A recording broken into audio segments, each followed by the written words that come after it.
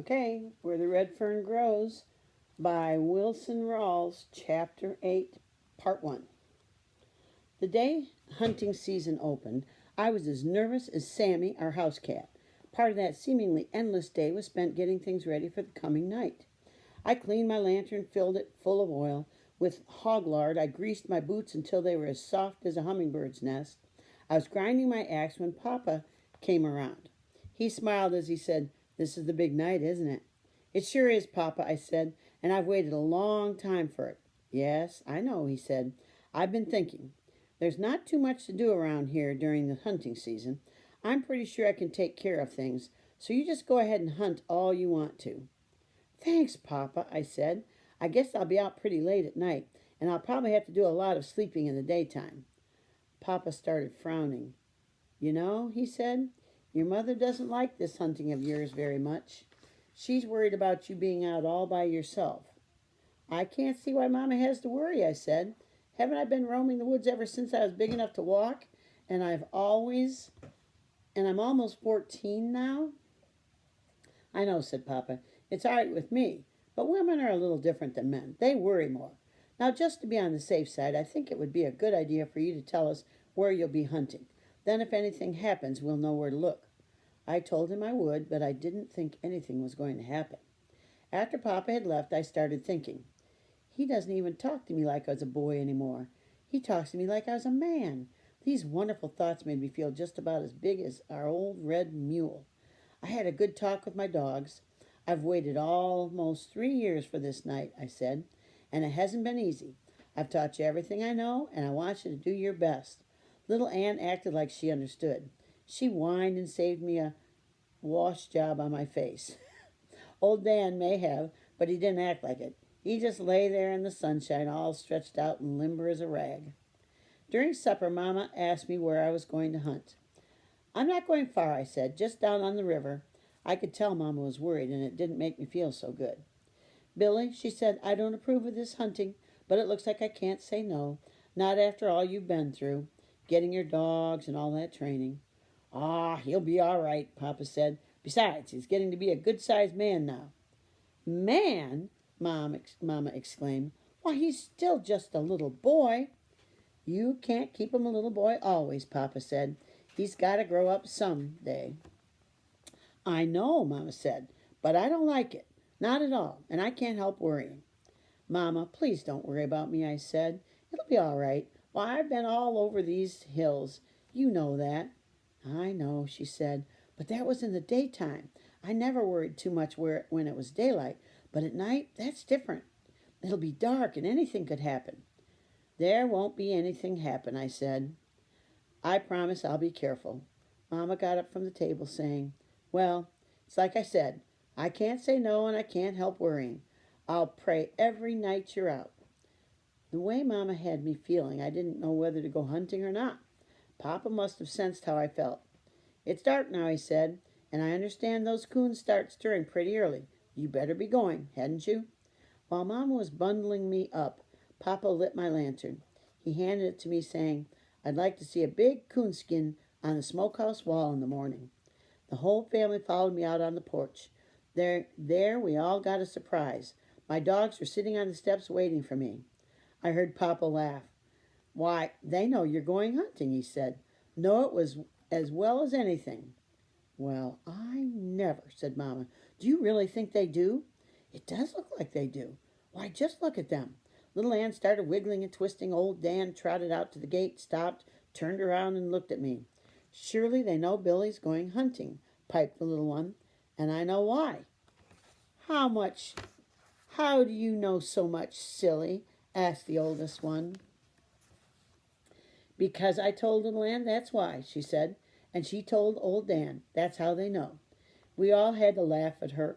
The last thing I heard as I left the house was the voice of my mother. "Be careful, Billy," she said, "and don't stay out late." It was a beautiful night, still and frosty. A big grinning Ozark moon had the countryside bathed in a soft yellow glow. The starlit heaven reminded me of a large blue umbrella, outspread and with the handle broken off. Just before I reached the timber, I called my dogs to me. "Now the trail will be a little different tonight," I whispered. "There won't be a hide dragged on the ground. It'll be the real thing. So remember everything I taught you, and I'm depending on you. Just put one up a tree, and I'll do the rest." I turned them loose, saying, "Go get 'em." They streaked for the timber. By the time I had reached the river, every nerve in my body was drawn up as tight as a fiddle string. Big eyed and with ears open, I walked on, stopping now and then to listen. The way I was slipping along, anyone would have thought I was trying to slip up on a coon myself. I'd never seen a night so peaceful and still. All around me, tall sycamores gleamed like white streamers in the moonlight. A prowling skunk came wobbling up the riverbank. He stopped when he saw me. I smiled at the foxfire glow of his small, beady red eyes. He turned and disappeared in the underbrush. I heard a sharp snap and a feathery rustle in some brush close by. A small rodent started squealing in agony. A nighthawk had found his supper. Across the river and from far back in the rugged mountains, I heard the baying of a hound.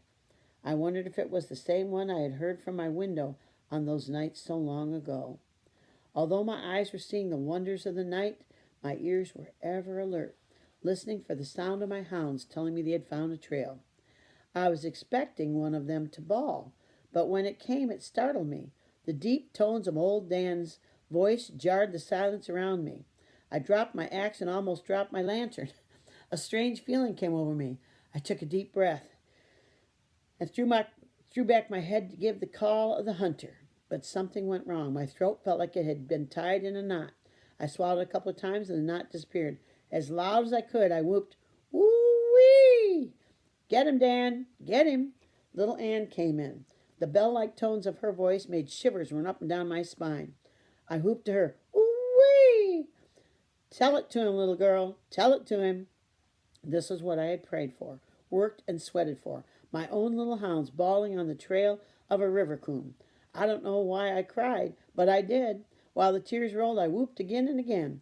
They straightened the trail out and headed downriver. I took off after them as fast as I could run. A mile downstream, the coon pulled his first trick. I could tell by my dogs' voices that they had lost the trail. When I came to them, they were out on an old drift, sniffing around. The coon had pulled a simple trick. He had run out on the drift, leaped into the water, and crossed the river. To an experienced coonhound, the crude trick would have been nothing at all. But my dogs were just big, awkward pups, trailing their first live coon. I stood and watched, wondering if they would remember the training I'd given them. Now and then I would whoop, urging them on. Old Dan was having a fit. He whined and he bawled, he whimpered and cried. He came to me and reared up, begging for help. "I'm not going to help you," I scolded, "and you're not going to find him out on that drift. If you would just remember some of the training I gave you, you could find the trail. Now go find that coon." He ran back out on the drift and started searching. Little Ann came to me. I could see the pleading in her warm gray eyes. "I'm ashamed of you, little girl," I said. "I thought you had more sense than this. If you let him fool you this easily, you'll never be a coon dog." She whined, turned, and trotted downstream to search again for the lost trail. I couldn't understand. Had all the training I'd given them been useless? I knew if I waded the river, they would follow me. Once on the other side, it would be easy for them to find the trail. I didn't want it that way. I wanted them to figure it out by themselves. The more I thought about it, the more disgusted I became. I sat down and buried my face in my arms. Out on the drift, old Dan started whining. It made me angry, and I got up to scold him again.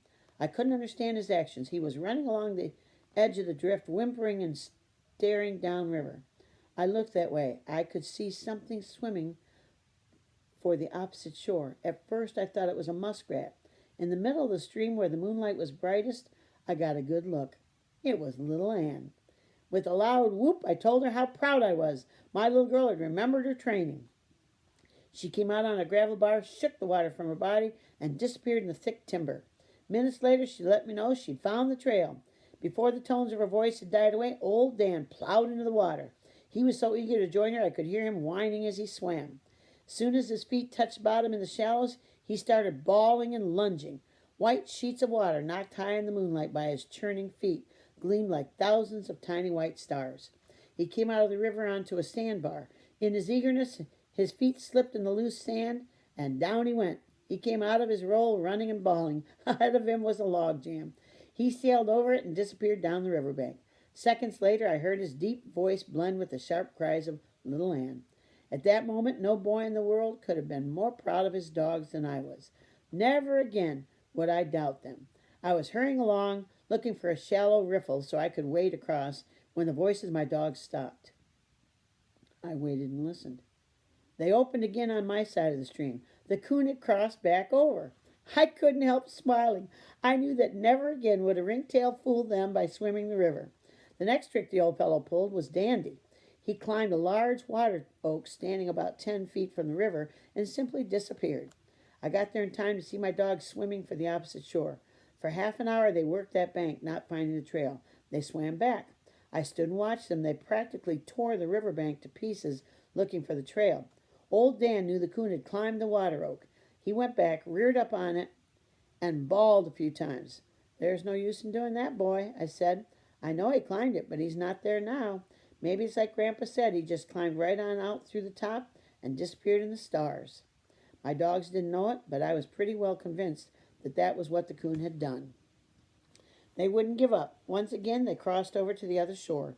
It was no use. The coon hadn't touched that bank. They came back.